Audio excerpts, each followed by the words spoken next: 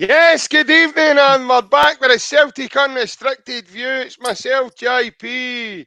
Before I go any further, I know what you're all thinking. Due to be changing circumstances, I've decided to join the boys, mainly because I'm a gaffer and they can't be trusted when I'm not here. So, decided to jump on and make sure they're well behaved. Anyway, on to a more positive and serious note. Mr. Barry Bannan's joining us again, mate. It's good to see you, mate. And how are you? It's good to see you smiling. So that means Celtic must be doing something right. Good evening, lads. Good to be back. I'm going to enjoy the night, obviously, after Wednesday night's performance for Celtic. I've caught up in it. Enjoyed what I've seen, and then going to enjoy speaking about it tonight and what's coming up tomorrow for them in the in Edinburgh. So it's good times and good to see smiling faces and yous guys again. We're always smiling, mate. That's what Celtic do to you these days. They make you smile. I know you're saying you're looking forward to the night, but we'll see how big my court behaves himself. I brought my boxing gloves just in case we need to go down that road. As it's Friday night, I'm ready to go, boys. Don't you worry about that. Also joining me, as we can all see, like I said, Big McCourt with us again, smiling and laughing away and giggling like a wee school win, but we'll deal with that in a minute. Ryan, it's also good to see you, mate. Mer and mer, as I say, mate, you look as if you keep knocking clobber off with Sean Maloney. What's happening? Well, I've found out I'm the same size as the junior section as well, so brilliant, I've knocked it off. We size brilliant. 6, mate, so I've knocked it off. You could actually phone up. You could probably actually phone up with Jamie Smith and see what he's doing. I probably could have not, actually. Try and get some gear. As we guys need to sit here these days, mate. So, no, but like Baz says, it's good time with Celtic. You know, we're starting to get a wee bit momentum in terms of the league as well, and obviously good performance. Again, maybe not the desired result to qualify, but overall, if you said a point before the game, you'd have probably took it because they are the informed team in Spain as it stands now. So, all in all, mate, everything's positive with Celtic, you know, and probably some fortunate we didn't win the game, mate. But overall, it's good to see you boys and hope for a good wee chat tonight. Aye, definitely. And big Paddy boy, you're sitting smiling away there. I see you've still not found your Mac Free, as we call it on here. Aye, it's good to see you, mate, and hope you're well. Aye, we're all sporting beards. It's just Stuart's the one left out. So we're all, it's fashionable. So we're all sitting here sporting, looking lovely. No, doing fantastic, my man. You do realise this is recorded, so we'll come back to this at some point. Don't you worry about that. Sorry, I don't want too bad there. Right, aye, no. Fantastic after the kind of performance during the week. Obviously, no, the result we all were looking for, but as Ryan said there, before the game, I think we all would have said top quality opposition. Yeah. We would have settled for a draw. We would have seen that as a positive result, but after kind of watching the game, we're coming away from it feeling proud with the performance, but feeling slightly as if we should have picked up the 3 points. So it's one of the ones, like before the game, you would have snapped your horn off for a point because you know how good this team is, but watching the game, you're thinking, could we have done better? But it was a fantastic performance. Every man that was on that field with hoops on was fantastic. So we can't ask any more of the starting 11 and the squad. I thought they were incredible, to be fair. Aye, no, absolutely. Obviously, the game will come in a wee bit more in depth in the coming moments. But as I think what was needed, mate, I think obviously the chat before the game on Wednesday was Celtic needed to get points on the board. I think that was well needed. And some of their performances, mate, just for us, it's just not reflected the results. And it was good to see, obviously, you know, the team. I think Wednesday night, mate, they showed a belief that's probably not been there for a wee while, in my opinion, in terms of, you know, going and actually having a go at this team and no caring about the, you know, what they're notorious for and the fact that, you know, that you're talking about a team here that could probably potentially challenge for the trophy. and Celtic just went and played the game like they were, in my opinion, playing against Hearts or Hibs or any one of the domestic teams, and just took, implemented their own style along with their own personality. And it was really nice to see them play some really, really tidy and some really high intensity football. The only issue I think, mate, there was you saw in the second half they, again, because again they're not tested that way at tempo domestically, unfortunately, because of the level of quality. They just kind of ran. I think some of them ran their course and putting a lot into the game in the first half. I think that told on some of the legs in the second half. But again, mate, it's a big testament to the manager and the coaching team, because I listened to them a day chatting as well, and I think this is what they're building for. And I quite said that a couple of weeks ago, Baz. I think right now they're a Scottish club taking part in the Champions League. I think by the time Brendan's finished over the 3 years, mate, I think he's hoping to have them a Champions League level club participating in Scotland. I think that's in my opinion, that's the overall vision. But it was really nice to see them perform at a very high level, mate. No, of course. They've went toe-to-toe with a team that's got a proven track record in that competition throughout the last 10, 12 years. They've been a team that always get to the later stages, finals before as well under him. So it was always going to be a tough game and the toughest in the group as of yet. But I went into it feeling that Celtic could win the game, because I just think with that support behind them, I've seen it in recent years when Barcelona have come, Man City came one year, I think it was 3 each. Teams can get sucked under with that crowd, and I just think this Celtic team now are a different team completely, as in the handling of the ball compared to that team back in the years when we were getting results in the Champions League games. I think this team now handle the ball a lot better and are technically better and can dominate possession a bit more. So I felt as if we could win the game the other night. Looking back at it, we probably should have and could have. But I think the positives to take for it is the gone toe-to-toe with a team who's undoubtedly one of the better teams in that competition and have been for years. And we went toe-to-toe and never looked out of place and actually outpossessed them for large periods of the game, which is a big bonus going forward.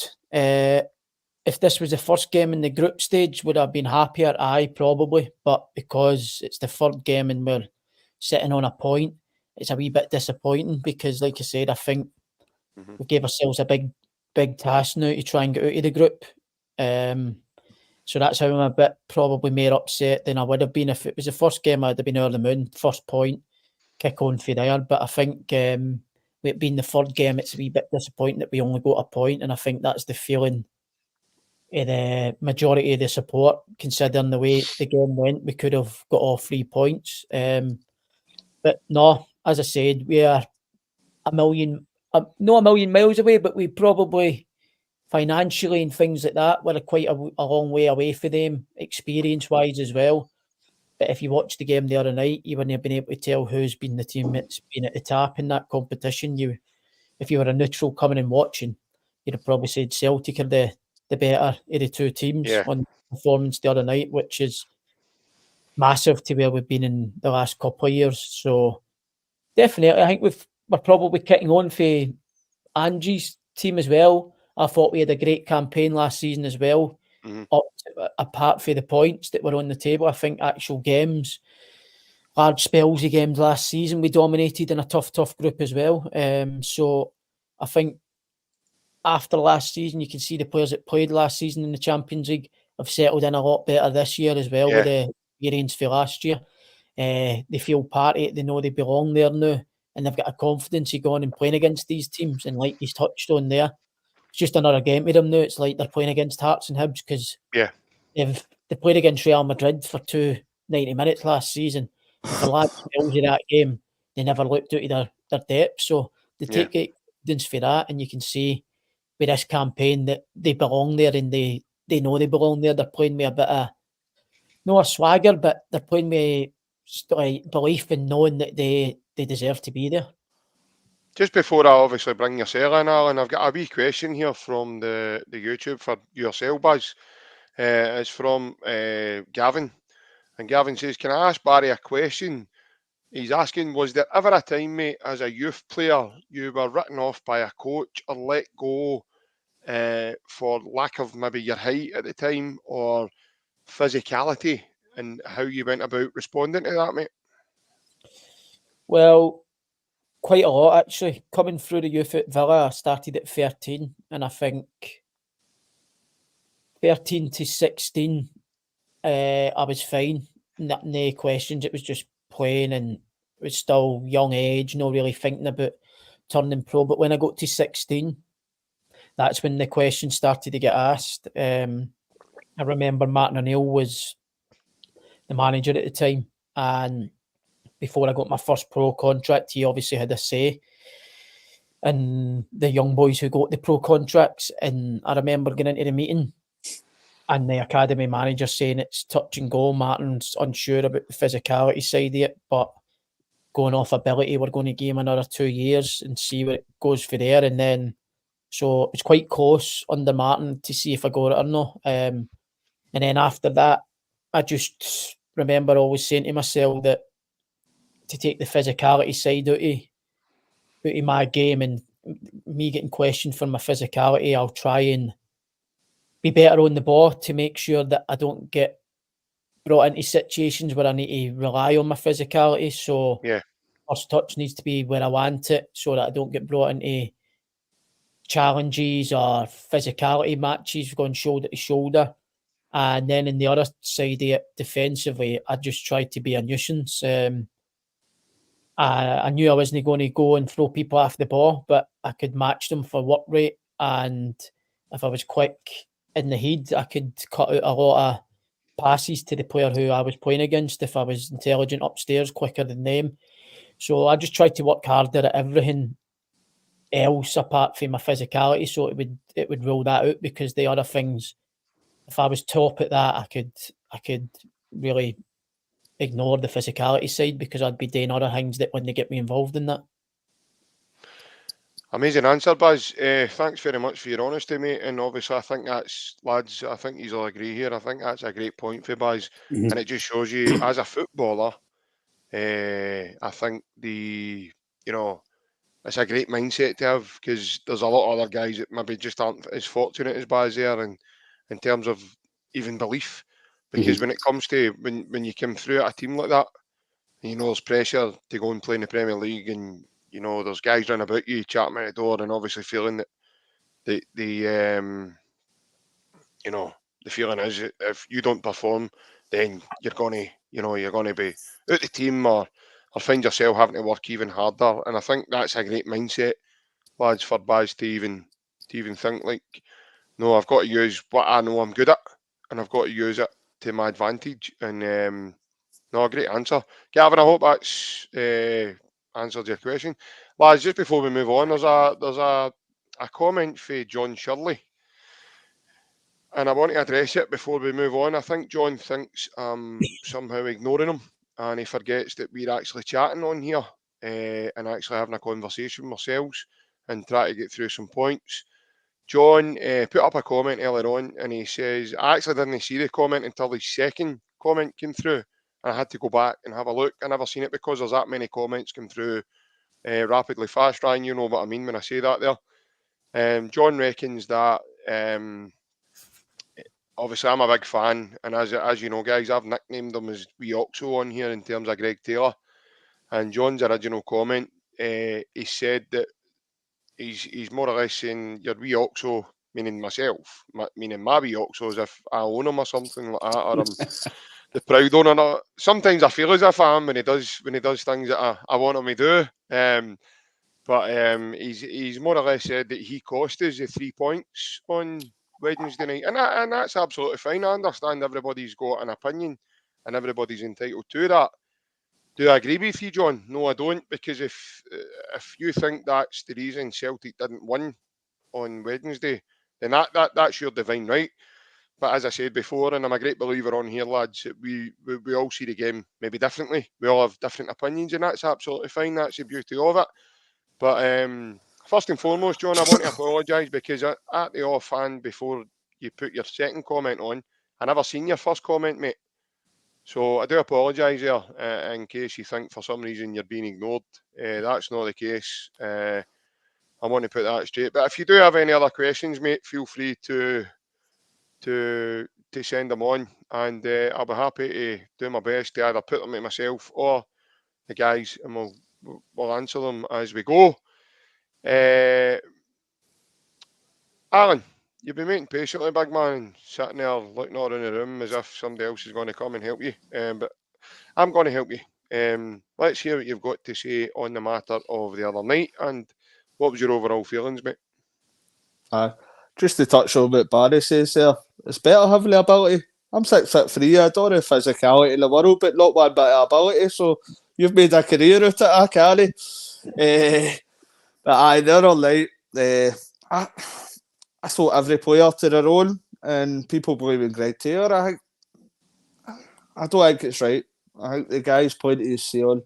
Guys, I spoke to yourself, JP and Riley. The guys come in for Kamala for £2 million, and he's playing that kind of level at Champions League football.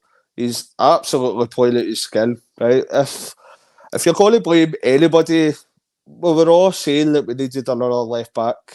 We were all saying that in the summer. It's nothing against Greg Taylor, but if the board's got ambition to bring in somebody that's going to perform at a higher level than that, then we need to go higher than Greg Taylor. But I wouldn't criticise one thing Greg Taylor's done, because he's playing to his ceiling. He's playing fantastically well, in my opinion. And I thought every player in the park, the 11 and all the subs that come on, I thought they all played within themselves and played really, really well. I think it's the best performance I've seen for a Celtic side in a long time, especially in the European competition, because you're talking about a top side. That, as Barry said previously, they've been in kind of Champions League, floating about quarters, semi-finals, final places. They're there at the top stages of European football. And we've matched them, and even to the point that we think that we should be gaining the 3 points off them. Mm-hmm. So we need to respect how much work that every member of that team's put in, and especially the manager, because I know that we'll obviously go on and kind of pinpoint Mattarelli, Kyogo, etc. that's been exceptional, but I'm thinking, when I'm looking back at it, it's been a team effort, and it's the way that the team's set up, the effort that the team's put in, and there's no been kind of one or two superstars in that team. Every player's put in the effort, put in the performance, and exceeded every level of performance that we've expected previously. So I've nothing but praise to heap on the Celtic team there during the week, because I thought they were absolutely exceptional. Every man, bar none. I thought they were absolutely exceptional. I don't know if you guys agree. Yeah, I agree. Ryan, obviously yourself, mate. Obviously people know my thoughts. Greg Taylor's Greg Taylor. He's not going to get any better than what he is. And again, it's partly due to recruitment to get somebody better. I don't think Greg Taylor's not a bad player. He's not a bad player for Celtic, JP. He's not a bad player. But for us to get better, I think we all know. I think we all know we need better. And John will agree with me. I'm agreeing with John. Eventually, we all need better. We do need better. But on the performance, you can say, in my opinion, he didn't need to make the tackles. I thought Liam Skills was there to cover him. But I get his panic. He thought, I need to make a tackle. And for the second goal, you can go, he should have went and shut him down. But the main blame for the goal would be Carter Vickers, because he's left his man. Murata didn't really move, but Murata was clever. He stayed still and didn't move because he knew Vickers was moving. And that's what top strikers do. Like I say to you, JP, we think guys like Kyogo and guys in the past and Berry and Edwards, we think they're top quality. And you see these guys, they do enough. I know Kyogo in Scotland does nothing for ages and scores. But Murata and guys like they've done it for years in the top level. They guys are they just create space out of nowhere.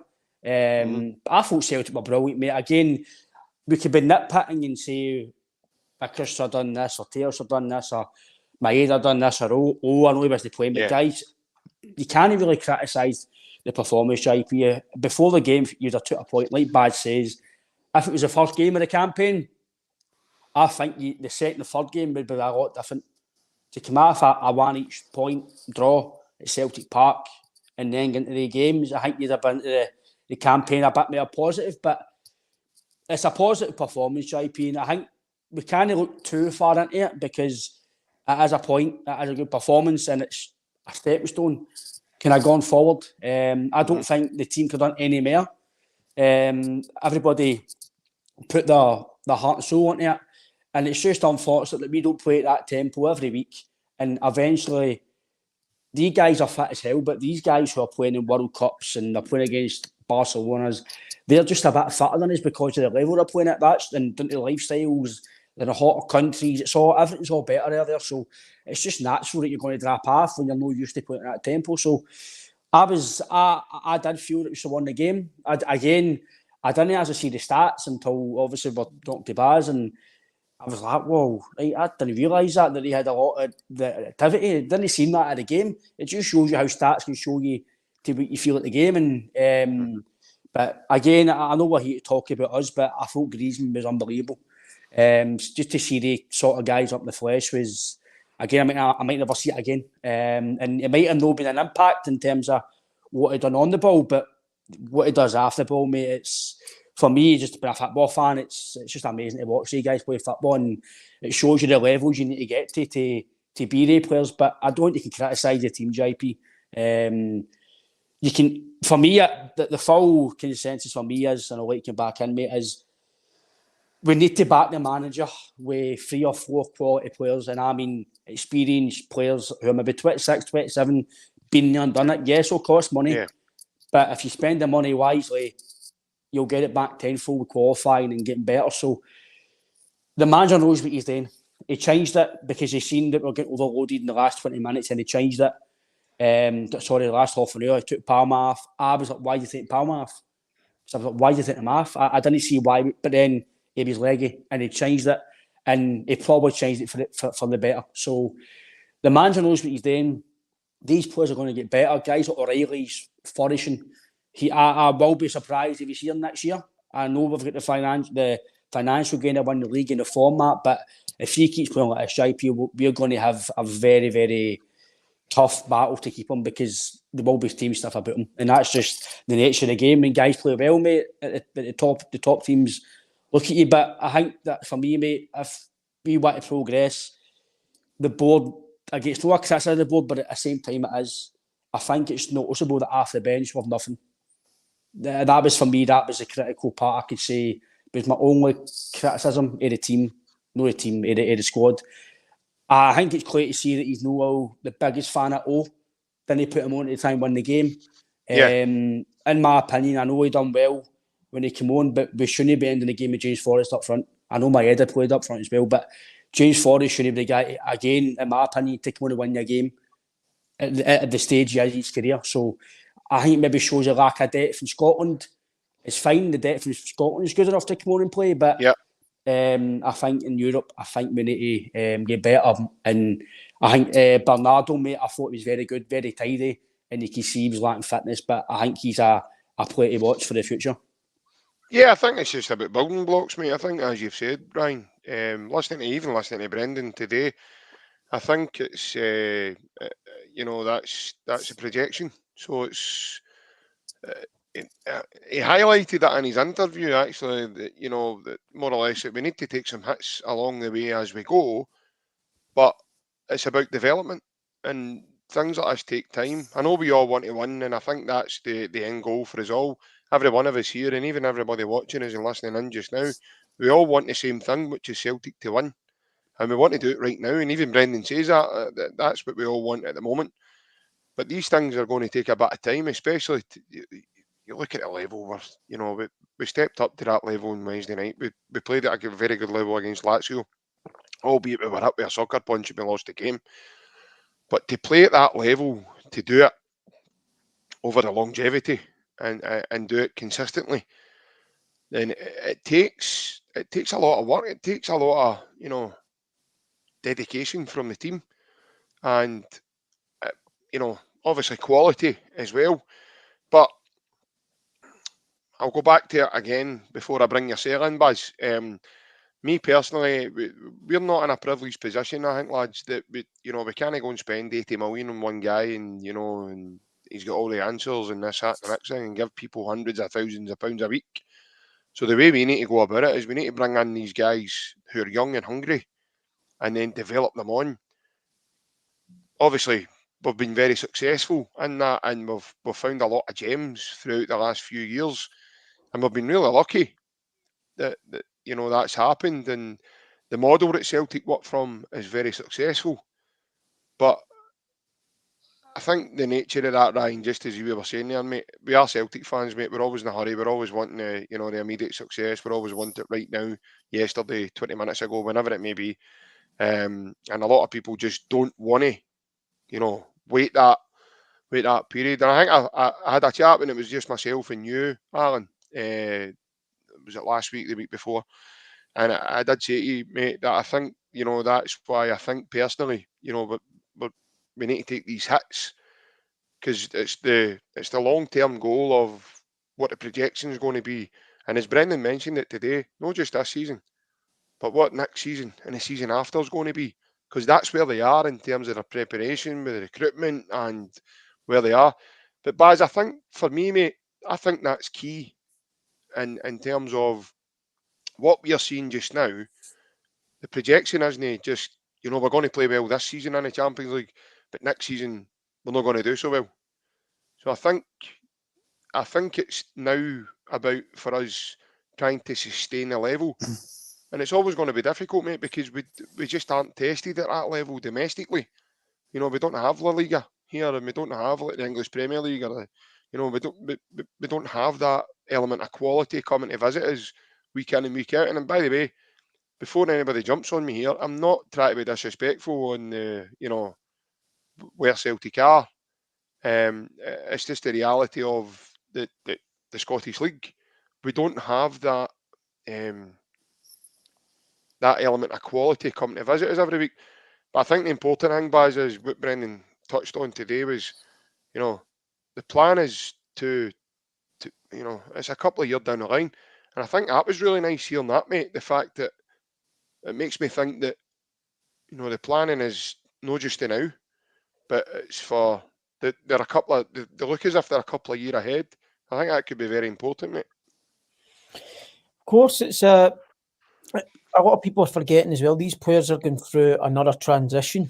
They transitioned into Angie's style, performed well in the Champions League at certain games, certain times of games. Yeah. Now a new manager comes in, it's the same players, but it's another transitional period to the way Brendan wants to play.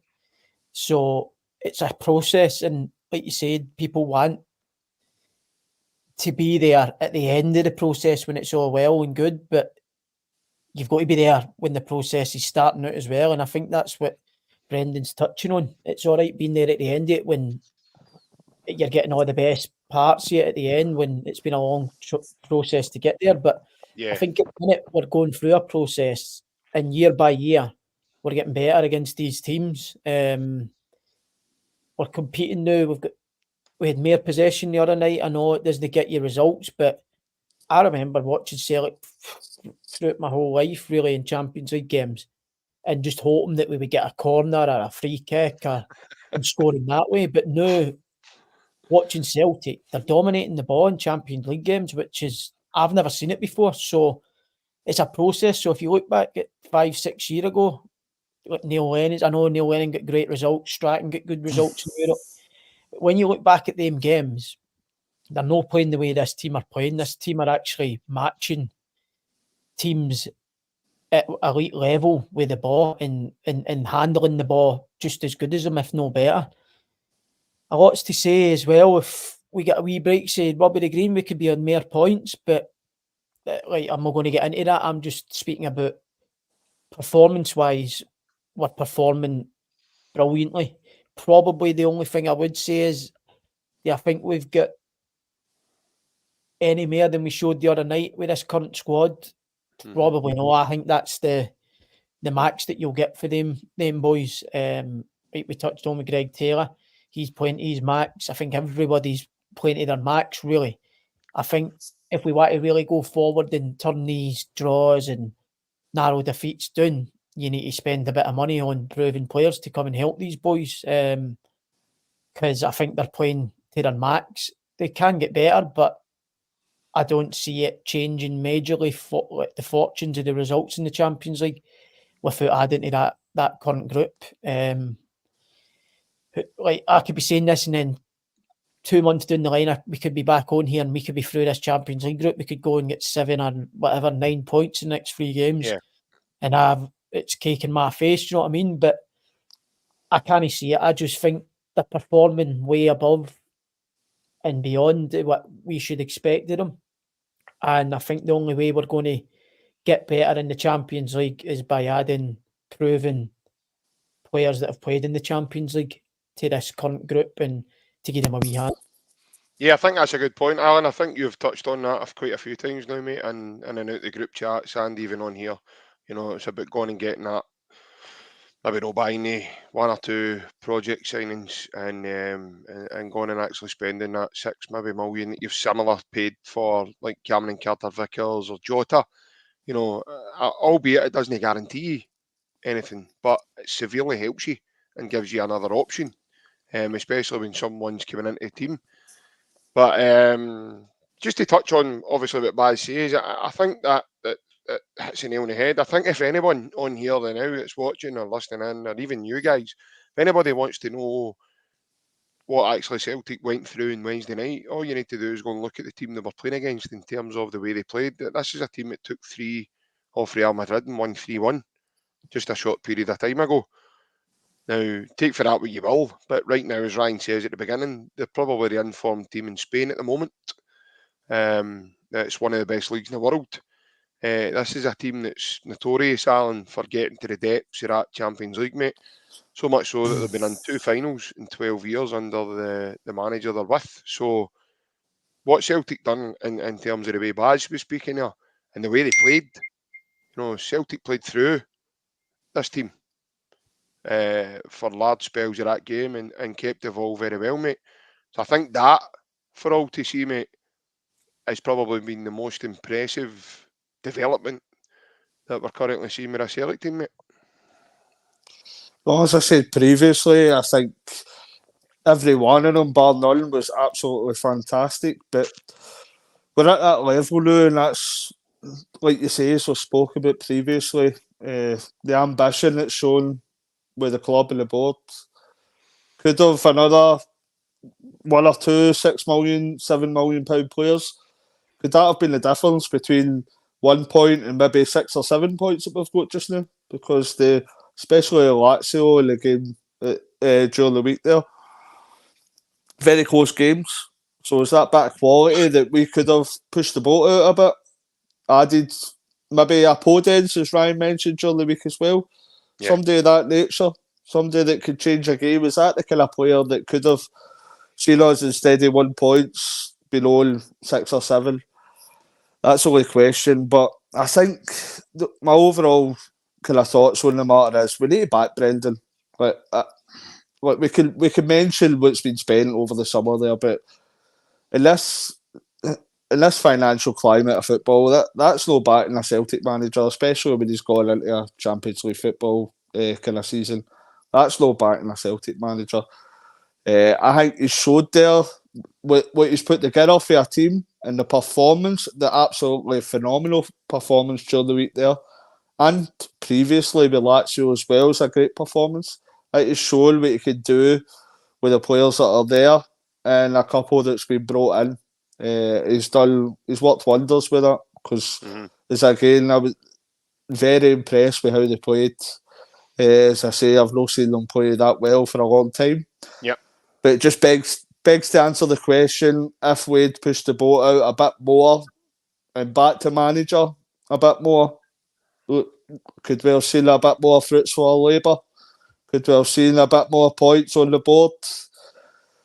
Because we're all sitting in the summer and we spoke about it in depth. We were screaming out we needed a left back. We'll probably see we needed a goalkeeper. And Palmer's coming close to where Jota was. We were looking for kind of replacement for Jota. Obviously, a Bannan injured as well. But I think January and next summer, if we're looking to kind of progress further than we are at the minute, I think they need to back the manager and kind of push on. Either that, or it's just kind of normality that we need to try and match these teams with far less players than what they've got.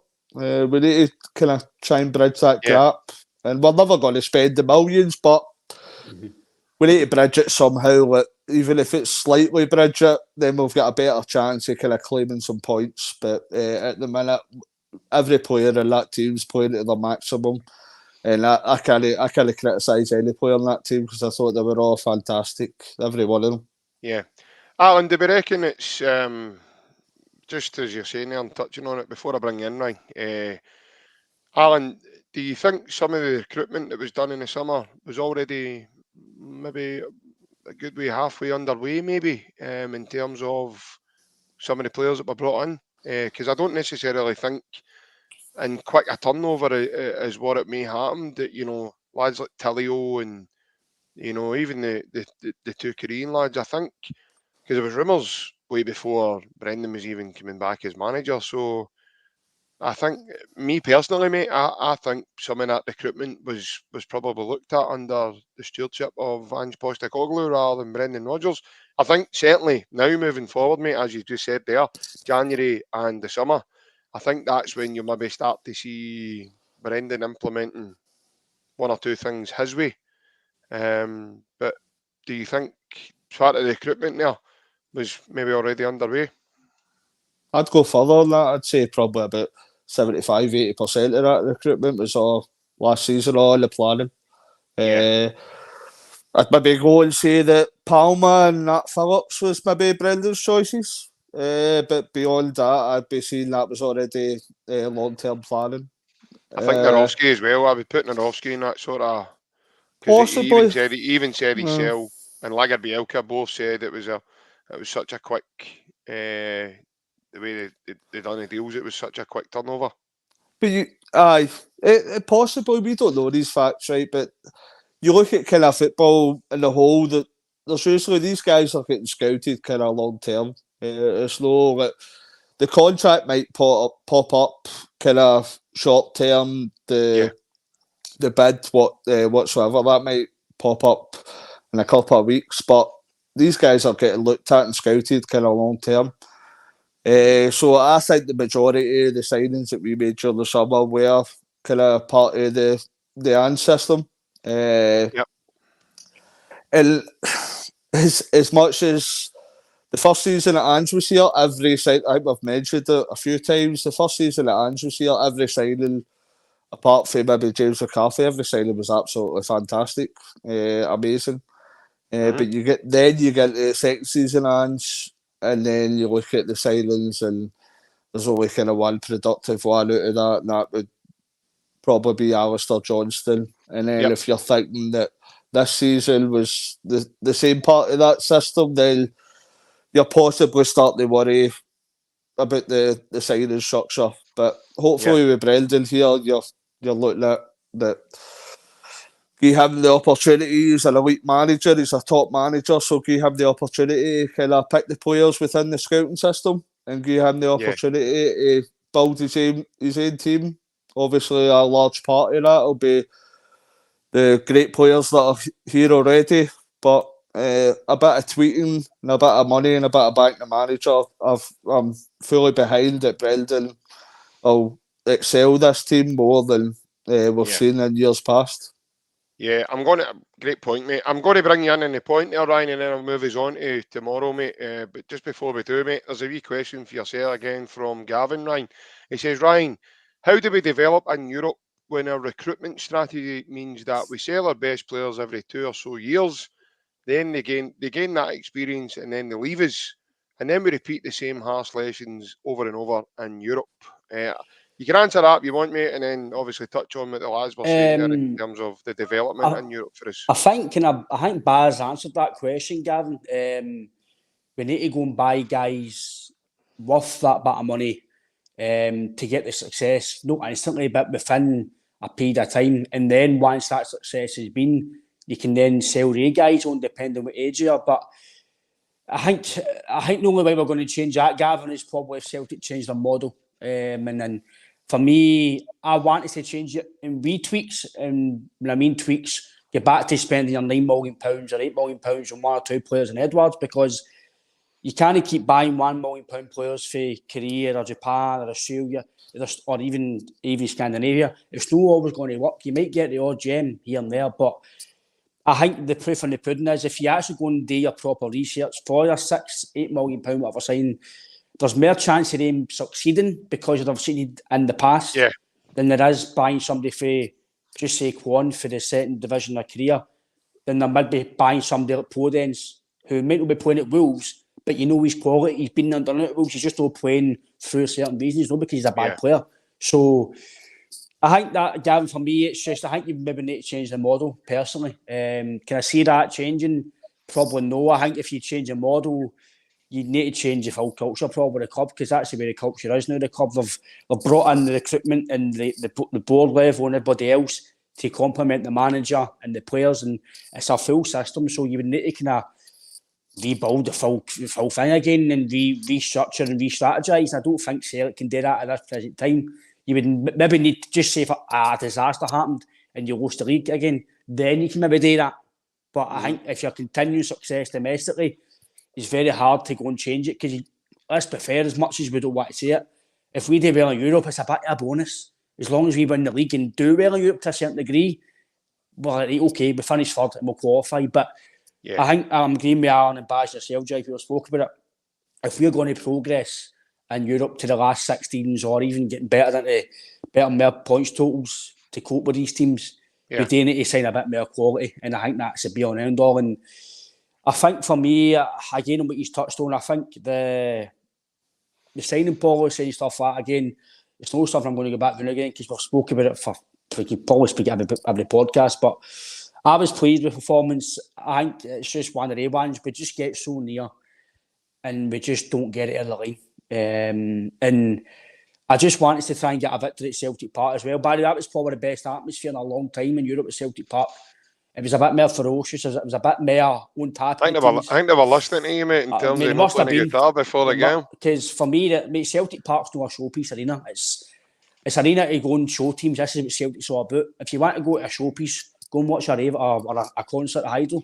It's not a showpiece event. It's a football game. Celtic Park shouldn't be classed as a tourist thing. Or come and watch Celtic play the guitar, go and see the light show, go and see them play nice football. That's not Celtic. That's not what Celtic built. Celtic built on the crowd and tappy, brilliant atmospheres. No, but it's the truth. Go to the half 10 show. Aye, half 10 show. You go to the south. We'll bring a disco lights down a wee bit for you. No, but all that's good beforehand. 5 minutes beforehand, right? It makes it look nice and that, right? Fair enough, and it is good to see. But I don't want it to get like that where teams come to Celtic Park just to take photos and I've been to Celtic Park. I want to go and see Celtic play football. I want to go and beat teams. So, but all in all, I'm not best pleased with where we are in the group, but it still leaves you a tiny chance, because I totally think we're confident of beating Feyenoord at home, and I think I'm very confident you can get something in Lazio. So it all depends on how the results work out. But can I see, like Baz says, can I see us qualifying at this group now? You probably need a miracle, probably. So I think everybody's playing at their ceiling, and I get what Gavin was saying, that I think just the way we are, Gavin, and because of the way we play in Scotland, if like Matt O'Reilly or Kyogo after 2 or 3 years, if somebody bids 30 or 30 million, whatever it is, the club's going to find it very hard to knock it back. You can knock it back, yes, but you're going to be sitting with a very, very unhappy player, because if you can't give him the wages that are down south or abroad are going to give him, then let's be fair, football players are going to go, well, why should I play here when I'm going to get more money? It's just the way football is, isn't it, JP? And it's agents and clubs have a lot of say now. The player can say what they say, but if the club says no, the club says no. So they've got your contract. So, but the club don't want unhappy players, mate, and we see that obviously the season we don't talk about. If that wasn't the COVID season, somebody players would have moved on. And Celtic need to move on. I've learned now for the past. I did say 20 million for Edward. Nah, I want 40. I want 35 because he's worth that. But see now, you need to sell them when the iron's hot. You need to sell them when they're starting to perform. Like Matt O'Reilly. I know it might sound daft, right? But see in January, see if you get a £30 million bid. I think he's off. I think he's off. I really do, because Celtic cannot back £30 million, mate. But it's just we can't. But you only do that if you bring maybe a player of the same quality in. We can't do it. I know what you're saying with Palmer, right? For me, Palmer's not at his level just yet. I can see his impact and I can see what he's potentially going to be a big player for us, but I think there's bits of his game that he's missing a Jota yet. And Jota's not fully established, by the way. Jota's still a young player. So I think we can't make the same mistake in terms of if we sell somebody like Hitachi or O'Reilly, I think you need to replace him with the same quality instantly. No 6 months or a year down the line. You need to do it instantly, because I think, I don't know what you feel, Baz, but I do feel, mate, that the only thing that I can really say that is really lacking in terms of the quality in Europe would be the signings for the bench. Because for me, you look at the bench and you're thinking, who can you bring on to change the game? I know Abad is injured, but I know James Forrest has been and he still is a good player for Celtic. But I think for Europe, Baz, I think we can all say, look, I know their country and the team, they've got a lot of World Cup winners off the bench and stuff like that. But I think the quality off the bench, Baz, I think that's maybe a sign that showed that we do need to invest. Definitely. I think going back on the guy Gavin's comment, I think one of the biggest things that you could maybe do that would then change a lot of things is buying experience. I think with buying projects, it comes to a point where they have 2 good seasons, they're still young, then they go. Whereas if you buy somebody 28, 29, who's proven, they have a few seasons, teams might be then reluctant to come in and sign them after you, so you've got them for a longer duration. But then you lose the sell-on value, which then you lose the money for the club are going to make in their pockets. But I think you've got to find the right mix. I think we've got a mix at the minute where it's projects. A lot of them are projects. The Japanese boys at Kyoga, I know he's a bit older, but he's still got a sell-on value. I think you might need to go and get people at 28, 29 who have not done it, but they've been there, done it before, a couple of years left, and then you probably see that they might eventually see their time out at Celtic. Because when you're going and buying these young boys and they hit the ground running like they have, i.e. Hatate, Alistair Johnson's, Matt O'Reilly's, there's going to be big clubs come sniffing, and it's just football, and it's normal that these boys are going to move on to bigger and better. So I think we need to definitely sign players, but I would like to see players getting signed at an older age where you lose that chance of them getting sold on because they've done well and they're still young. I think you've hit the nail on the head there, mate, in terms of that. What I will say about Gavin's point there before we move on, because we're going to move on to tomorrow's game. In terms of selling players now, Gavin, we're not really seeing that much now, are we? If you look at the, I was saying that to the lads just a short time ago. I think this is the first time I've seen 4 or 5 of them, what we would call our big hitters, all signing new contracts. So maybe they've been offered, that wee bit extra to keep them, because there's no doubt in my mind that these guys have been offered a pay rise as well as a new deal. The new deal's just only based on getting Celtic money. There's also a new format coming of the Champions League, so there's a massive incentive there as well in terms of staying with Celtic, try to win some silverware, win the league, and then get to the Champions League, because you're guaranteed Champions League football until January before your fate is now decided with these extra games that they've now included with this league format they're including. For me, that's a massive carrot to dangle for any aspiring player to want to come to Celtic. The other massive carrot there is Brendan Rodgers. He's massive in football. So, no, I think we've got a lot of positive things going for us, Gavin, to be fair, and I think the lads have answered that perfectly there. Moving on to tomorrow, lads. Baz, I'll come to you first, mate. Easter Road, mate. Obviously, wasn't a great memory of being there the last time. when Scott Bain says he was always wanting to play for Hibs again, and decides to chuck one in the net that helped them on their merry way to victory that day. I thought it didn't help that Ange played a team that when he got a game of 5 asides he got down the pitch. So I think all in all, mate, I think we'll see a different Celtic team tomorrow that played against Hibs the last time it's at Easter Road, and hopefully it'll be a different outcome. Aye, mate, we've touched on it before on here. I think Celtic turned up, they won the game comfortably. Yeah. I know Hibs have been on a good run, but they went to Ibrox weekend and got beat convincingly. And we're a different animal for Rangers. So yeah, I think there'll be changes in the Celtic team, but I don't think it'll make a massive difference. I think we touched on the quality coming off the bench for Europe's difficult, but I think in Scotland they're more than enough to come off the bench and start at Easter Road on Saturday and get a result. I just hope we don't make too many changes, because I've seen previous seasons where we have made more than the normal, and it kind of upsets the apple cart a wee bit, and you start to this result starts to slip away. I think it's a massive game. There's no getting away from it. It's a massive game. We're playing before Rangers again, so it gives us another chance to stretch the lead and put pressure on them going into their game. So it's a massive game, especially after Wednesday night.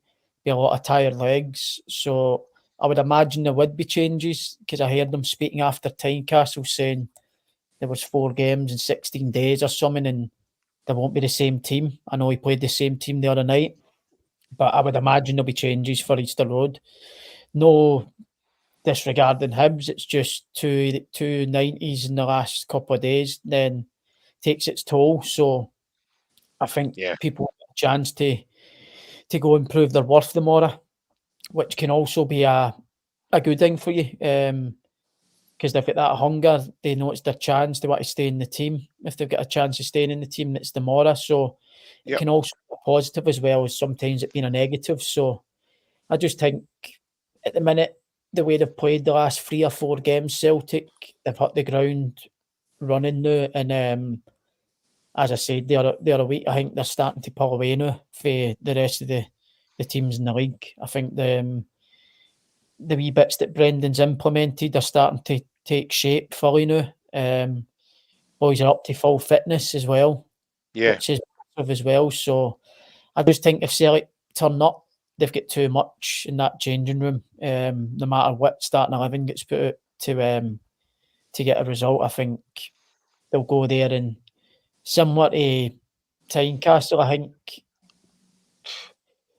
it could be any score they want it, depending on what Celtic turns up. If they turn up fully, they'll Rangers took 4 after them, so I think Celtic could take a good few after them if they're at it. I know it's at Easter Road, away game, a bit trickier, but I just think this Celtic team at the minute is in the groove, and it'll take a very, very good team to stop them.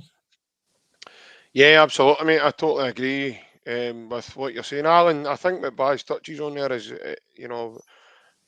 he's obviously not wanted to say it, but I'm going to say it. We are far superior to anything in Scottish football, and we are. There's levels to the game, mate.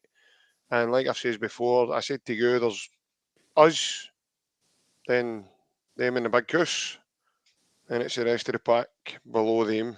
And I think if, just as Baz says, I think there will be changes. Hopefully not too many as well.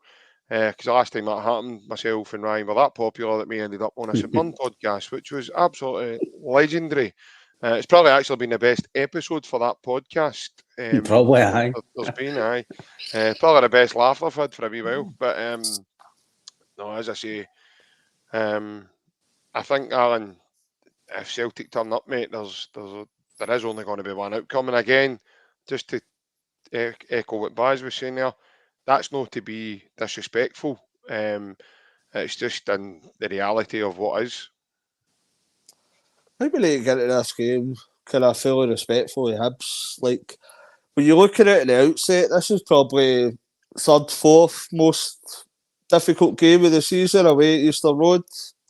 I know that we should be wiping aside teams in Scotland because we are superior. and at present we're showing that. But I don't think there'll be that many changes this weekend. I think they might make his changes on Wednesday at home at St Mirren. I think this is a more difficult game, to be fair. I think this is away at Easter Road. It's always had the kind of banana skin vibe to it as well. There has been a few times that we have slipped up. Apart from Hatate coming out, I can't see many other changes, to be fair. I think it might happen during the week. But what I've seen for the highlights of the Hibs game at the weekend when they get beat 4-0, that Nick Montgomery, he's wanted to come out and play football. So he opened up there and they had the overall advantage on possession at the weekend, even though they get beat 4-0. So they're trying to come out and play football, and I think that only helps us, the way that we play. If they want to come out and no sit in a low block, I can see us kind of winning comfortably. I think that plays to our advantage, to be fair. And I know before the weekend, Hibs have been playing relatively well, but I can only see one outcome at the weekend if we're on our game. And that's a victory. And if they come out and attack and play an open game, I'd see it as a comprehensive victory, to be fair. Yeah, no, 100%. Ryan, obviously to echo what the lad says there, I think,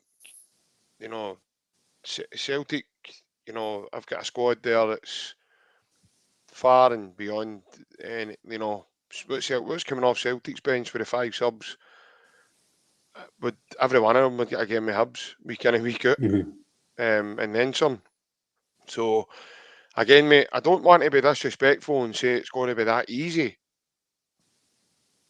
but as Alan says here, these new tactics that Nick Montgomery is trying to implement into Hibs, if they try that tomorrow, unfortunately for Hibs, they are going to butt against the best in the country. They triggered press against Atletico Madrid and played through Atletico Madrid. I would feel the worst for Hibs if they try and play a very similar style, mate.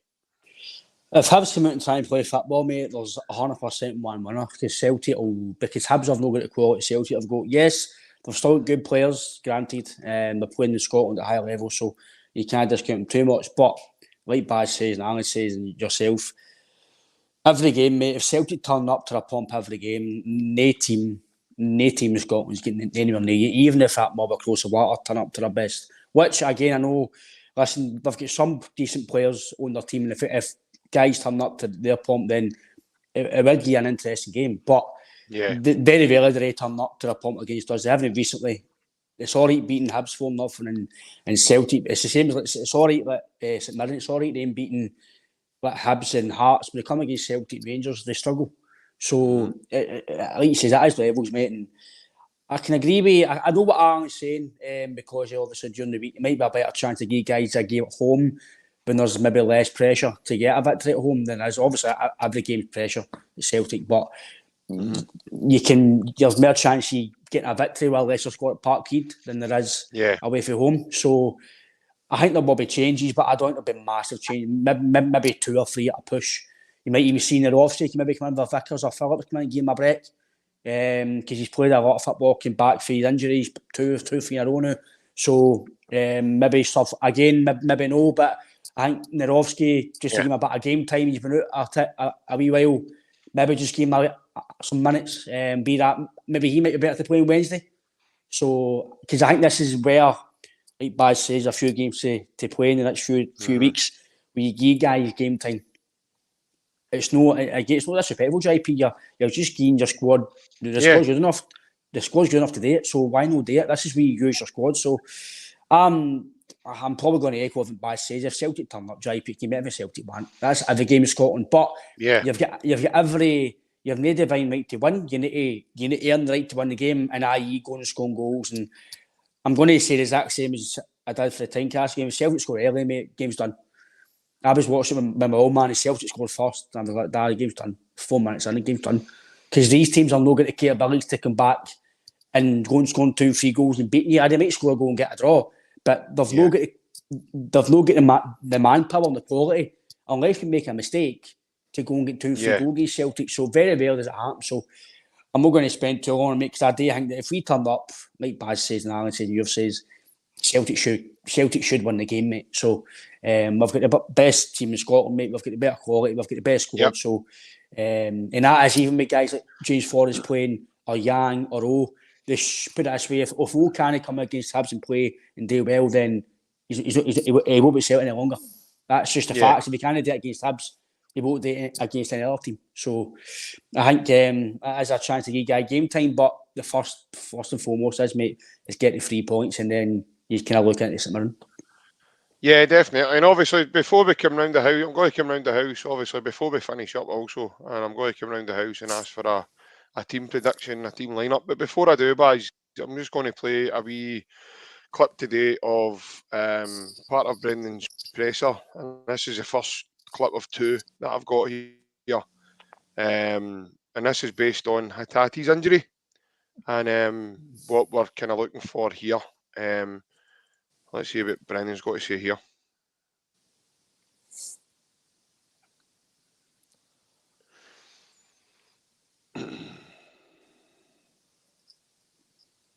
Is it working? Is that the case? And have you got a diagnosis in terms of a spell out?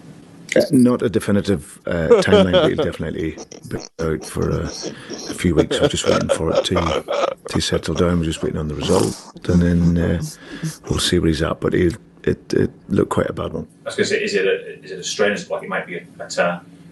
Yeah, no, hamstring. I think if you watch the game, at the first 35 seconds, he's overstretched, and he's felt it very early on. So it's such a shame for him. He's different when he was out with his hamstring last year, so he's the other one this time. So we just need to try and get to the bottom of that. Given the exertions of midweek and the midweeks, how mindful are you of sort of utilising your squad across the games coming up? Yeah, no, very mindful. But you've got to be robust as well at the level, and I think lots of these players are. And there's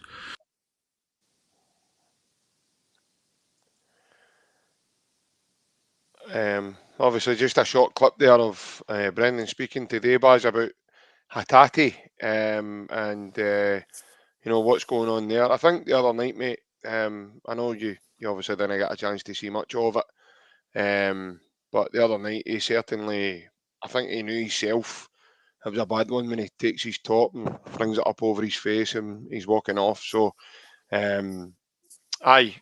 of all, mate, I'm going to let you come in about Hatate. And how much of a loss do you think he'll be to the squad, or do you think we've got a big enough squad there to deal with him with his absence? And then obviously a prediction on the team for tomorrow, mate. I think, of course, he'll be a big miss. He's, I think this season's been a slow start for him. Just as he looks as if he's going to get gone, something else crops up, which is frustrating because. Mm-hmm. As I've said, on his day, he's our best player by a mile, I think. He's Celtic's creative spark, lifts the tempo. I think he's our best player, so he's no doubt going to be a miss. I think we've got enough to come in, like I said, and cover for him. Way home, Bernardo and people like that. So we're quite lucky that we've got cover to come in, but he will be a miss because he's Champions League nights and that, he's got that X factor that I've spoke about, so he will be missed. And I think he knows he's got previous with his hamstring, so he'll know the severity straight away. He'll know his body going off his other hamstring. He'll know straight away that it's no great. So I think he'll be a good couple of weeks, as Brendan said there, probably looking 4 to 6 in a good scenario. So where would he be now, Baz, in that mindset? I don't know if you've ever done your hammy proper, mate, but where do you reckon he would be in that mindset, and how important is it not to get too downhearted in that moment? Because that the other night obviously is a massive platform. So as a player, mate, how are you feeling now if that's the way things have happened for you? Well, you start to then look at yourself, especially when it's not the first time you've done it, and you keep doing certain injuries. You'll look at things that you're doing at the training ground. Sometimes you get put in programs with sports scientists. Could it be that's triggering it? Because to be honest, he's not played a great amount of games this season, so it's not as if he's pushed to the limit. He's been in and out. He's not played every minute. He's been used now and again.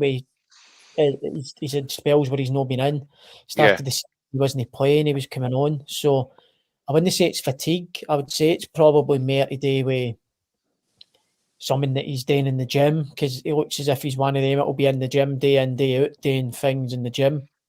Could be his program. It's not agreeing with his body, because don't get me wrong, he plays at an intensity where the likelihood is that there's a high risk of that happening because of how intense and how many runs and how many accelerations and decelerations he makes. But there will be something in his head at the minute where he'll be thinking, this can't keep happening. And it does upset you, especially when I had it last season where I done my hamstring first time in my career, came back for it too early, done it again, and you start to get really frustrated with yourself and question things that the physios are either giving you or the sports scientists are giving you. You start to question, thinking, what I'm not doing that because I've done my hamstring here, I'm going to do it. So there'll be loads of things going through his head, but as long as you don't need an op and it's just a minor strain like a grade 2 or something, it's no long, it's 5 weeks. You'll be back probably after the international break again or something. So it's when you get in the lines of needing an op, that's when you're really angry, because then after that op, the likelihood of you breaking down again is high as well. So it's good that he probably don't need an op with the sounds yet. So he won't be too downhearted. He's done it before. He'll do it again. So, but it'll be a miss going on to the team for tomorrow's game. I'm going to go probably Joe Hart in goals. So no Scott Bain this time? No, I think Scott Bain he might have nightmares. It's no Halloween yet till Tuesday. Somebody better tell that to Alan then.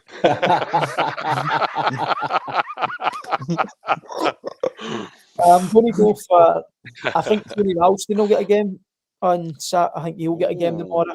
I just think he's not played for a while, Tony. Yeah, no, I get that. He's very reliable in the league. He came on at Ibrox earlier on in the season, backs to the wall and done a job. If you can do that there, you can do a job at Easter Road tomorrow. I think just with Alistair Johnston being out and coming back and playing this amount of games and being away with his international team the last break as well, I think he could do a wee break. Don't want him breaking down again. So I think Tony Ralston might get a game at right back tomorrow. I'm going to go for... That's a great shout, by the way, isn't it, lads? Tony Ralston, that's a great shout. I'm going to go Carter Vickers, because I think he's a mainstay. I think when you get into big games like this, because it is a big game, a tough team, you need to keep the spine of your team, and I think he'll be in there next to... I think Nat Phillips will get a game tomorrow. I think that... I was going to say the same. I wanted to get him raging, Barry. I just think it's the time to, the same way Alistair Johnson with Liam Scales, he's been away, played for the international team. He's played every minute this season nearly. Yeah. The boy's on fire. If I was going my strongest team, he'd be in it right now at this minute in time, but I just think Nat Phillips, he's got more than enough to come in and play next to Carter Vickers tomorrow at Easter Road to give Liam Scales a rest. So I'll cheer you up and I'll put wee Greg Taylor at left back for you, big man. I think he'll play. He's Duracell bunny, and he plays every game, every minute. No problems at all. So I think he'll stay in at left back. And then I'm going to go Cal McGregor, Matt O'Reilly, and Bernardo. I think that'll be the midfield three. I can't see it changing much. And then I think we'll go. I think Yang will play one of the sides with Maeda and Kyogo. Amazing. I know you love Dyson, I know. I love him. He's my favourite right now at this minute in time. I I know. thought I would say that, but I can see it. I can get it. I understand why.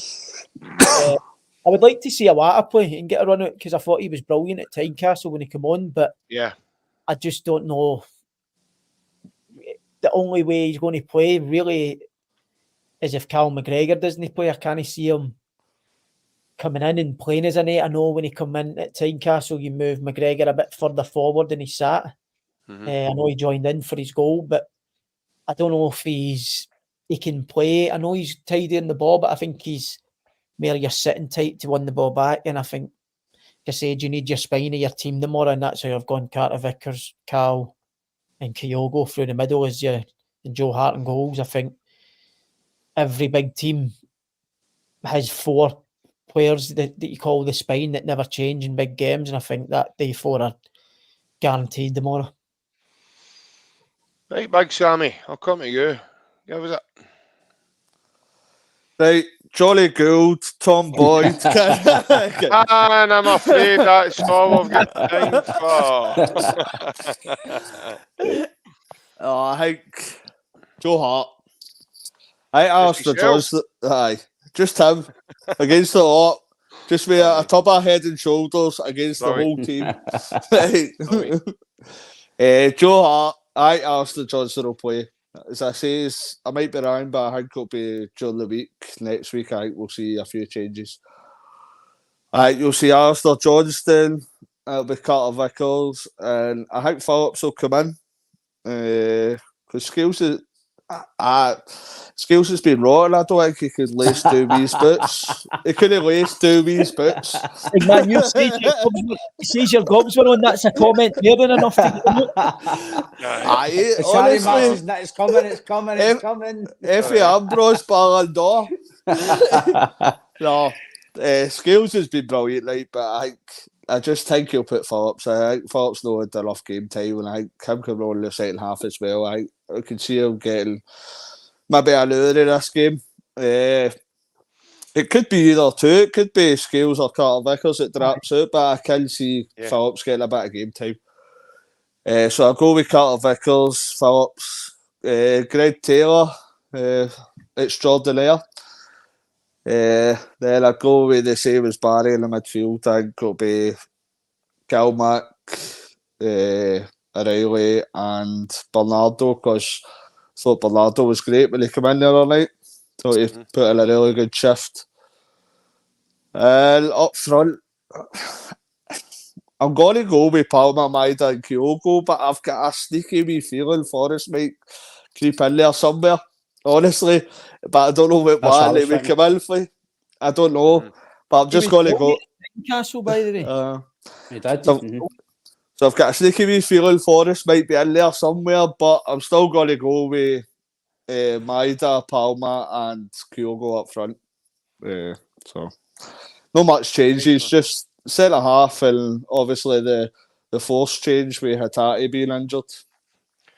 Nice one. I thought I'd let him finish here, lad, since it's his last night in the podcast. But hey, Ryan, what's your thoughts on the team? No, I can get what Baz is saying with Ralston.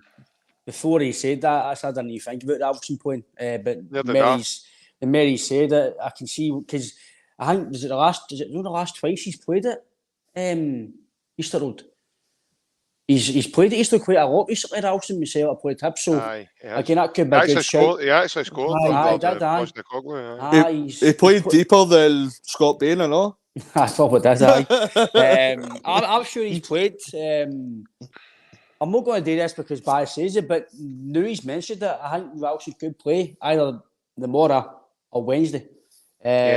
So I don't know what one they'll play, but I'm probably going to go with Johnson tomorrow, and I think you might change it on Wednesday and play Ralston at home on Wednesday to give him a bit of game time, because then you're playing Ross County away, and I think I'd rather play Johnson away at Ross County than Ralston. Again, it's not because he's well, he is a better player, but I'd rather my better right back playing the more difficult away game. So, again, I'm probably going to go with what the guys are saying. I think either Phillips or Blager Bielka will come in for either Scales or Rocky. I think they might change one of them.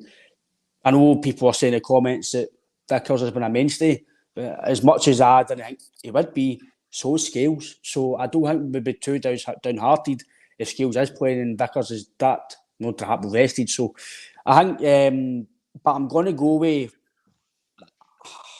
It's a hard one. I'm going to go with Vickers and Phillips. The guys are saying. I think. Well, do you know what? I'm going to swap it. I don't think he'll rest. I don't think he'll rest Scales. I think the way he's talking about him, I think he's talking about him that he's not going to beat his team. So I'm going to go with Phillips and Scales for a change. Because I actually thought he was taking Vickers off during the week, but it wasn't. It was Palmer.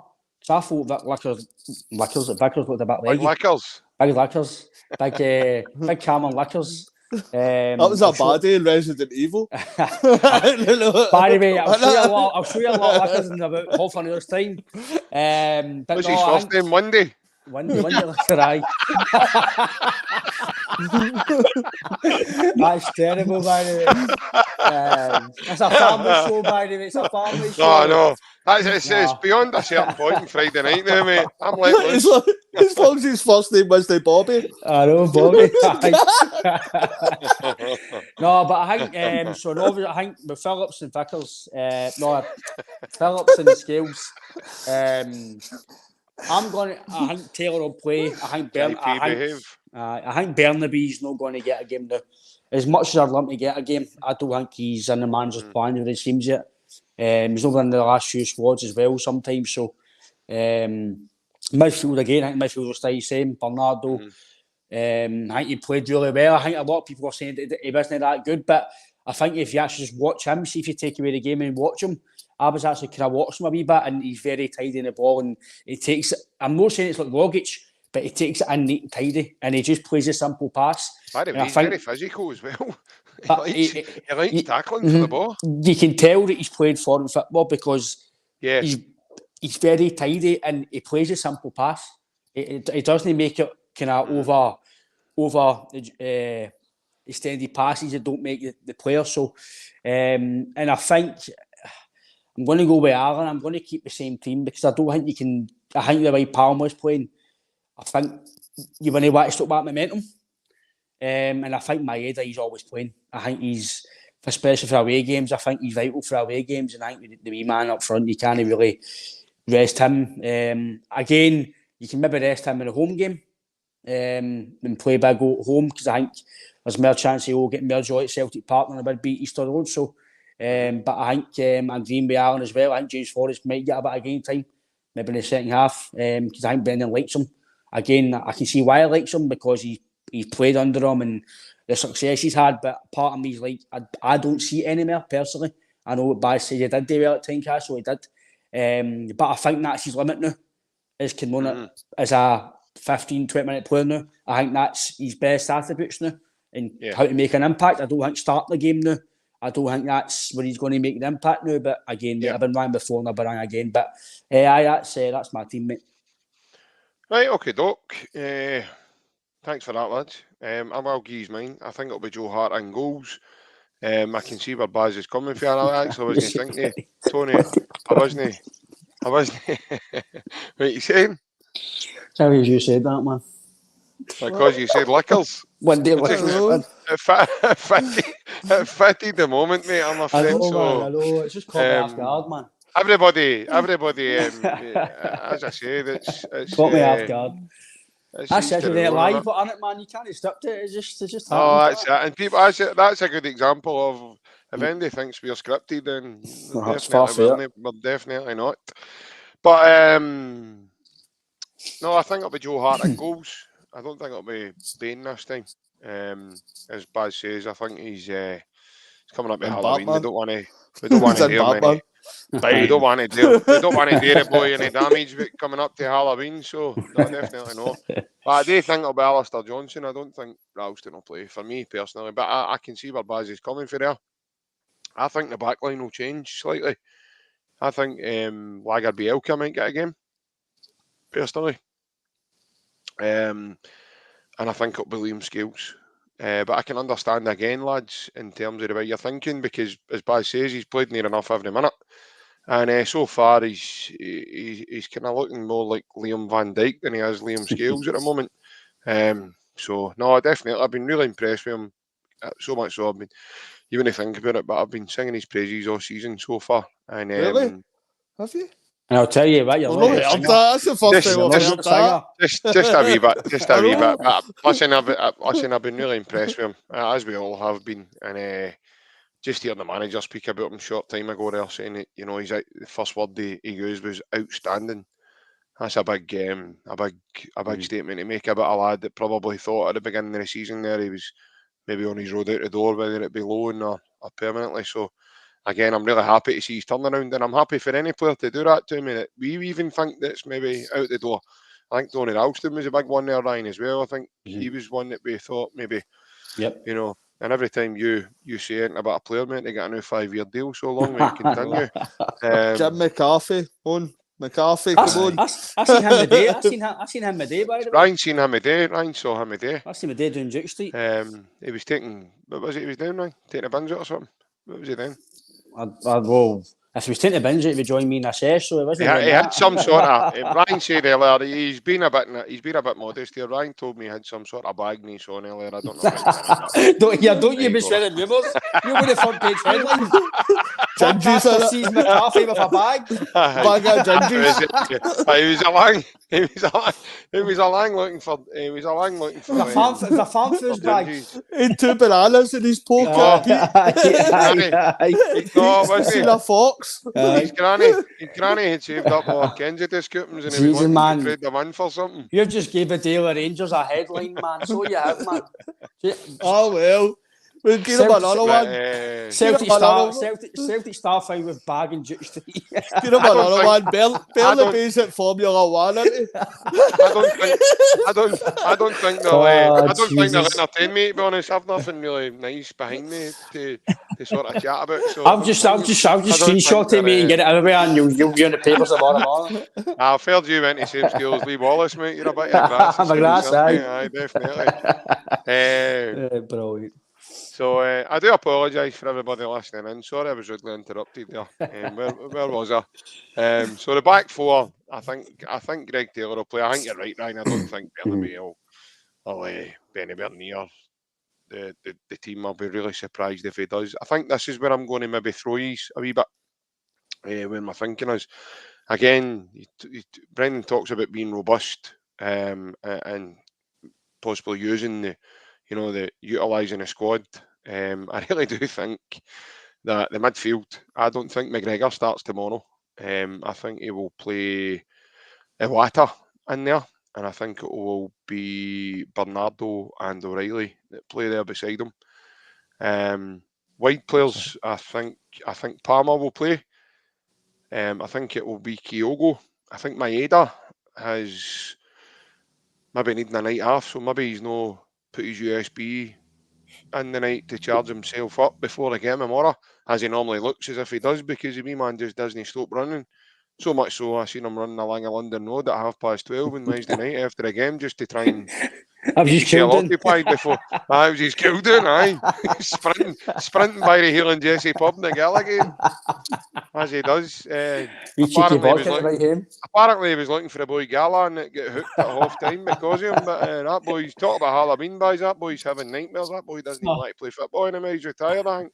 He's just sitting And, at the toll. He's just sitting at the toll booth. That guy. He's missing. I really do. I do actually think that boy went down to Gracie's bar for a second half. So I think he went. He's like, I've had enough of my head. Now I know how. Now he knows how poor Cammy Kerr feels. By the way, on the other last time. Cammy Kerr must feel the same. Imagine trying to chase him. Nah, You know what I mean? man. I'd be He stoned in there retired going Mo like that. Farah, no? That's what I'm saying. But I'd be stoned in there going like that in my head. I'm going to just stone there now. I can't be Nah, bothered. hard. I'm really sore for the 5 times I've had to chase you beforehand. But no, all kidding aside, I do think my header will get a rest. I think it'll be Palmer. I know Baz says Yang. I'm actually going to throw you here, lads, and I've got thinking behind this as well. I actually think it, and Brendan's done this in at the call stuff the last couple of weeks with one or two individuals. I actually think we're going to see Mikey Johnson. That's a shout. Brendan spoke about him last week and says that he needs games, and he says he will get game time. See, I didn't It's just if understand and that when. because he said that and then he backed in the squad.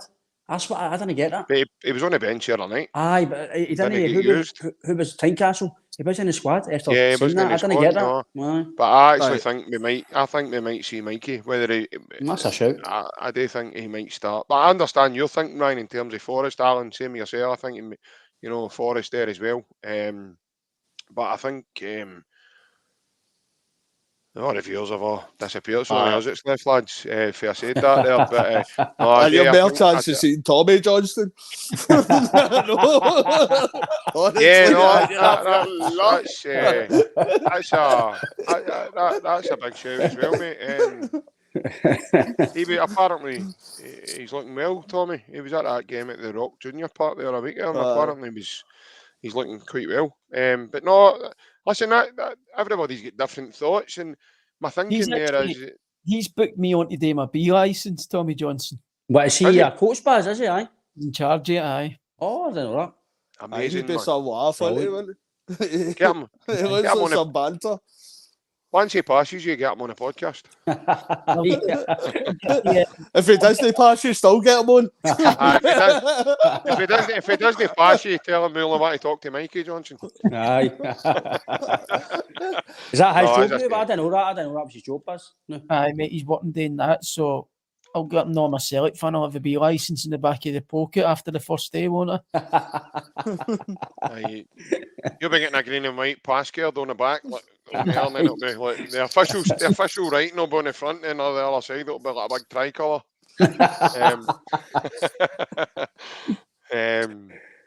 Brilliant. Aye.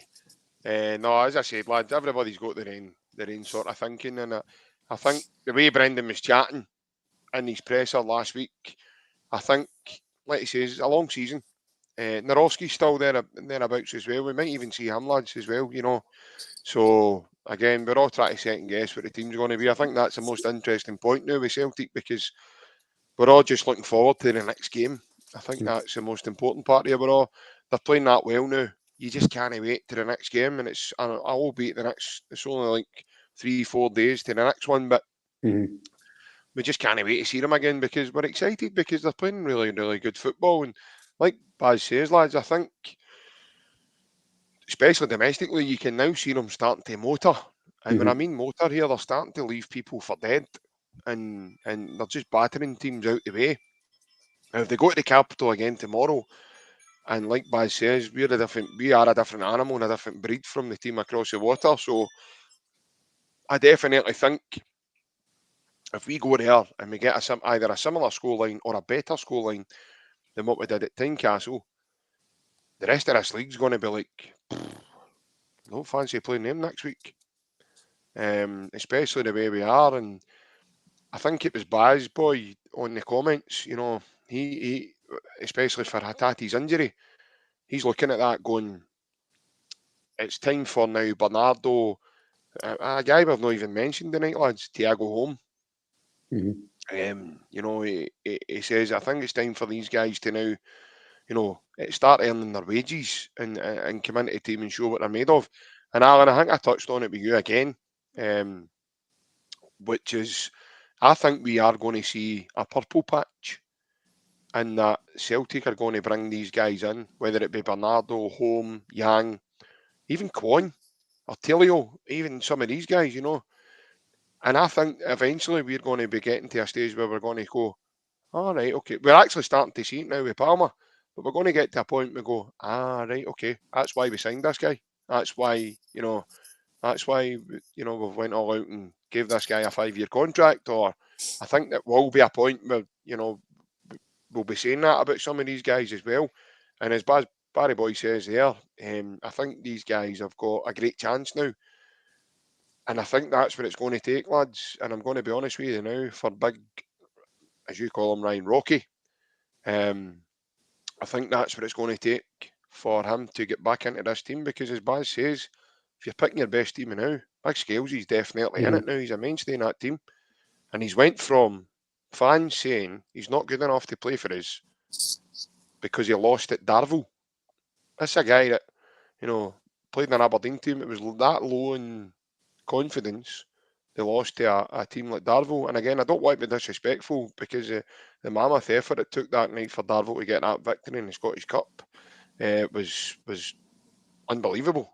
And Scales has went from playing in that game to now playing probably the best game I've seen him on Wednesday night in a Celtic jersey.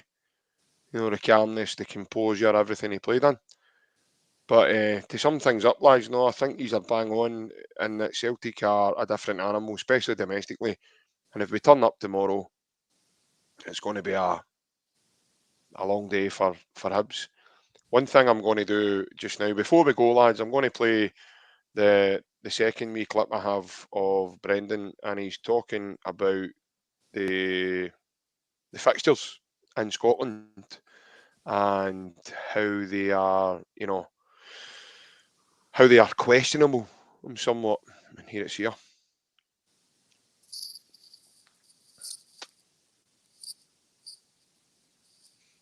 The festive game against has been changed to Boxing Day from the 27th. Is that an issue maybe for fans as well at this time of the year, that they're now having to go travel up on Boxing? Yeah, I just seen that there. It's not ideal. Obviously, we'd have preferred it to stay as it was.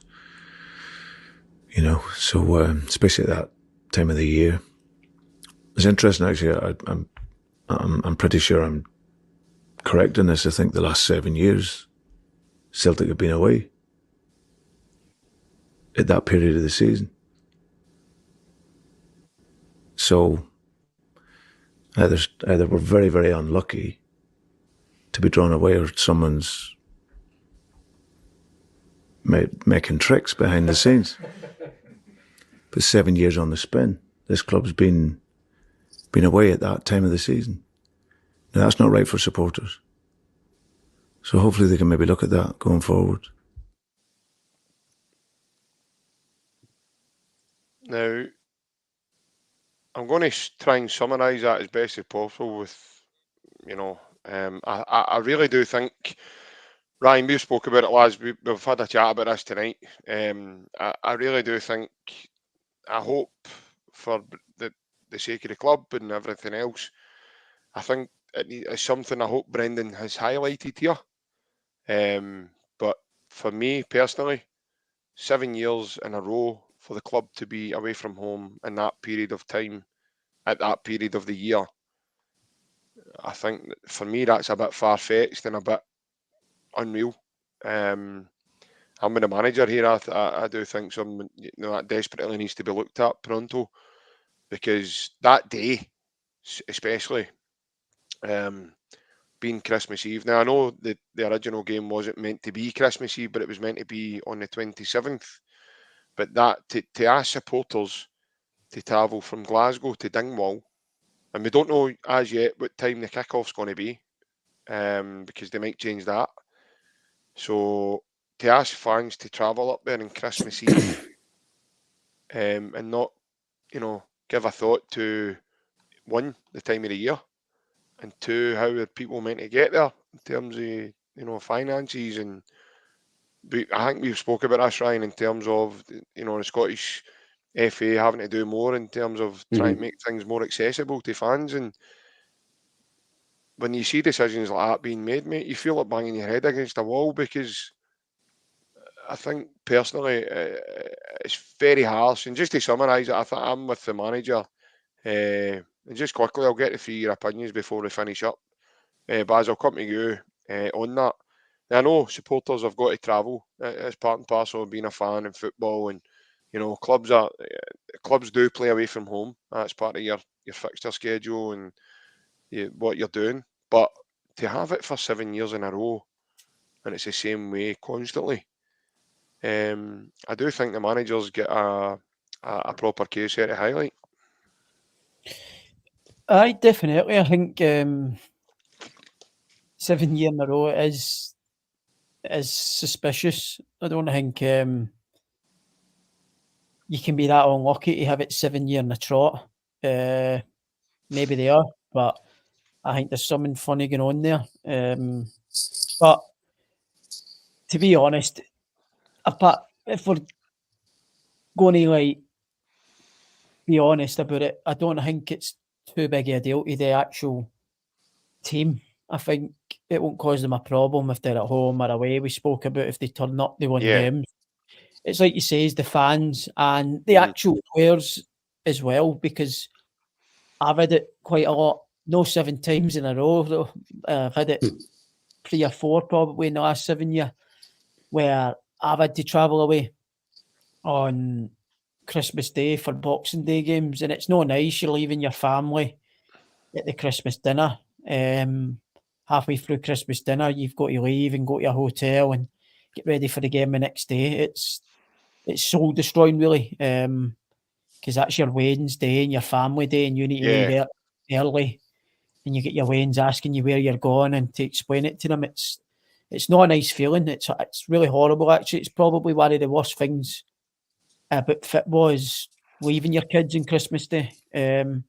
So it's the players and the fans I feel for, because if it was a home game, Brendan would probably say, stay in your houses, I'll meet you at the ground tomorrow. Yeah.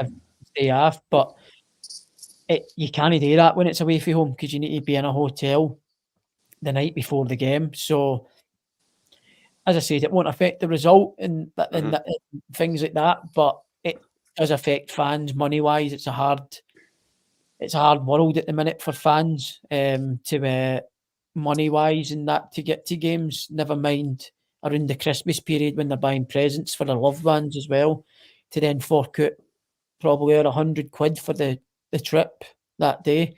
It's no great. And then the players as well is massive, leaving their families and that behind to go and sit in a hotel, and one of the biggest days that you have as a family in the year. And I think that's the main point there, isn't it? It's to do with the players and the fans, and there's a mental aspect to that as well, mate. It's not just, and that's what I think the powers that be just don't take into consideration at all, mate. They just don't care, and it's the same with the TV companies that put these games on TV. They just don't care. The 2 Glasgow sides are playing the 2 Edinburgh sides over this weekend, and none of them are on the TV. So that shows me that they don't really care.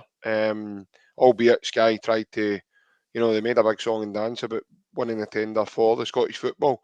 But just on the point with Brendan there, mate, I think he's spot on, mate. I think he's quite right to highlight that.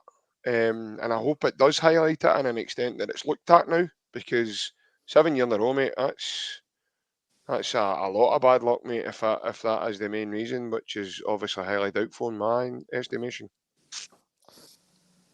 Aye, I think we all spoke about it earlier. I don't necessarily agree, but well, you've got 3 games on that festive period. You're going to have a couple of away games during that. So everybody's off on holiday for Christmas, apart from football players, football coaches. So the TV deals are suited for your viewing, for us to watch on the telly or for during that period. So that's why, what Barry says, they put games on Boxing Day first thing, so they're travelling away on Christmas Day. So I don't really think there's a way about it. If you're not playing away on Christmas Eve, you're going to be playing away Boxing Day 27th. I don't think there's an easy way around about it, but I get everybody's issues about it. Whether it's 7 years in a row you're playing on the 27th, or 7 years in a row you're playing on Christmas Eve or the 23rd, I don't think there's going to be any winner. But regarding what you're saying about the weekend, that's what we spoke about during the week, JP. Was it yourself or Ryan with the TV deal? Like, this is, that was me and you, mate. Aye, this is what we're falling back on. These are the terms and conditions of the TV deal, the crazy TV deal that we agreed But by the way, these people are actually accepting these terms, and that's the mental thing about it. So they're saying that, it's 4 games a year that they can put on pay-per-view for each channel, I think. Is it something like that? But Hibs are putting that on pay-per-view. So that's what Sky's gave me the option today. So it's another crazy part of the TV deal that's been agreed by the hierarchy, and as we discussed in depth earlier in the week, it's another aspect to it that we need to kind of look into who's making these decisions in detail, because the somebody's no fit for purpose, right? If there's a Celtic and Hibs game, which you're basically seeing as the top side in the league versus maybe the 4th or 5th best side in the league. And if that's not on TV, but you're getting the following days at Kilmarnock and St Johnstone or something, Kilmarnock and Aberdeen. Something like that. If you're getting that game on instead of Celtic and Hibs, then maybe there is something wrong. So that needs to be looked into, because you don't see, like in the English Premier League, like they'll say, oh, we'll not put on the Man City and Liverpool game, but we'll put on the Crystal Palace and West Ham game. You don't see that. It's all the top games that are put on screen down south. So there's obviously something to do with the deal that we've agreed, that there's something far wrong. Definitely, mate. Obviously, Ryan, just touching on what the lads were saying there, but quickly before I let you all go, because I know you've got your double denim to get pressed for the next 20 minutes, mate. So I'll let you try and. I was going to maybe say something silly there. I was going to say, I'll let you try and summarise that. No, I'll keep it short, mate. I'll keep it short. We'll just need to tell people to strap in here. No, I'll keep it short. I'll keep it short. Yes, Baz. Strap in. Can I just ask, the 26th of December for the last 7 years? The first game after Christmas. It's been the first game 27 or the festive season, whatever it is. and the main sort of between Christmas and New Year. Celtic have always been away from home the last 7 years. It's been the 27th. It doesn't matter if it's Ross County, Dundee, Livingston, they've always been away from home. But for me, I'll keep it short, JP. It's like Baz says, it's no lucky, it's no hard luck. It's made by a computer. A computer doesn't pick you 7 in a row, mate. Come on. Who's kidding? No, honestly, it's a shambles. It is, mate. It is. 7 years in a row. I don't even need to say any more, because Baz did say it, and you've said it. It must be really, really, really a lot of horseshoe kicking about for 7 years in a row. So, for me, they've got to look at it. The fact that the manager's highlighting it is somebody's obviously told them, listen, this is going on. That's not right. So short sweet, mate. It's a shambles, and it's Christmas Eve. It's not just that's the element this year. It's Christmas Eve. You're asking guys to travel to Dingwall on Christmas Eve. It's end of the day, mate. It's a shambles, and I know what Alan's saying. I know it works in both ways and stuff, but for me today, it's 7 years old, mate. It's no luck, mate. It's not right, and I'm with the manager, and I hope that the press owe me something, and I can get changed for next year at least anyway, because not just that. Imagine it's a 12:15 kickoff. Mm-hmm. You need to leave Glasgow at either 6 or 6:30 to get there for maybe 11:45 or something. And what happens if you get stuck in traffic? So it's I know you need to travel anyway, but it's worse travelling up there. Worse. No, at that time of year, also trying to travel by like their cars and stuff. And as Anjem made a great point there, the public at that time of year, that's all different. At a normal timetable. I get the fact that if it was other teams for the 1.5, right? Okay, it's no right, it's wrong. You need to deal with it, but for 7 years in a row, mate, and I totally get what Baz is saying. I think that when you take away that the guys like Barry and Celtic players, they're getting paid well, they're playing at top clubs, they're getting all the best treatment, but they're still human beings, mate.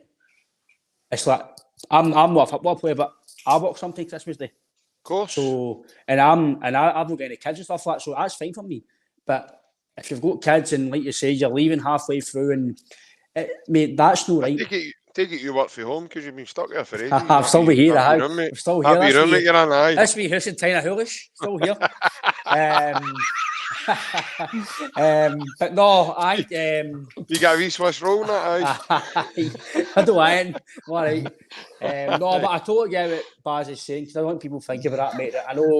I know these guys are playing football, and they'll obviously say that they're privileged in the job they're doing, but they're still human beings, mate. They're still got families and kids, and they still want to share their kids on Christmas Day and have dinner and stuff. And because of the nature of the job, it's something that's not possible, especially going away from home. And it all depends where you're based. That you need to travel maybe 4 or 5 hours. Mate, some guys are traveling 4 and 5 hours in buses to go on away games, and so it's a shambles, mate. And I know we're near the end of the night, mate, but it's no luck, mate. It's just a bit of a joke, personally. Yeah, absolutely. Lads, honestly, it's been another amazing chat with you. I want to thank you for coming on and joining us tonight. I want to thank everybody else for taking the time to send in your comments. It's much appreciated. Obviously, everybody that's been watching us, thank you very much again. I know it can't be easy. It's a Friday night for a lot of people. I know it's not always easy for yourself, guys. You're a busy man, and we always love your insights, mate, because you're doing that every day. It's always the knowledge and everything that you bring along with that is brilliant. I can't thank you enough, mate, to be honest. And everybody else that's joining us, thanks very much also. Just before we finish up, just a couple of wee things I need to run through. Obviously, this podcast is now sponsored by AB Entertainment. It's a DJ and entertainment business, folks. The AB stands for a Mr. Alec Beveridge, and that's the best contact number to get Alec on. He's on Facebook and Instagram. Also, if anyone is looking to book any entertainment for your up-and-coming parties, don't look any further. The man is superb and he's very entertaining for you. Coming up with Christmas as well, these things are quite handy to have. What I will say, lads, also, before we go, the Celtic Unrestricted View have got some merchandise up for grabs, guys. The last of the merchandise, should I say. These fantastic mugs and these key rings also. The mugs themselves are priced at £5 and the key rings are priced at £1.50. If you want to get a hold of them, you can message them on any of the above platforms. That's Facebook, Twitter, Instagram, or TikTok. You can also message us in the community section of our YouTube channel. I'm all mixed up my words here, man. I need to put my teeth in, I think, lads. I'm speaking very good England at the moment. I don't know what's up with me. Probably just been a long night, that's all. We've been on for an absolute eternity tonight, and it's been good, albeit it's been absolutely quick. It feels as if we're actually on about 10 minutes, but no, that's not the case. Taylor features. Aye, features to you too, son. What I will say is I do apologise from a certain individual's conduct tonight. As I said, it will be his last night on me, and he's been excellent up until now, but he's definitely one. He's definitely one flew over a cuckoo's nest tonight. I don't know what's going on, but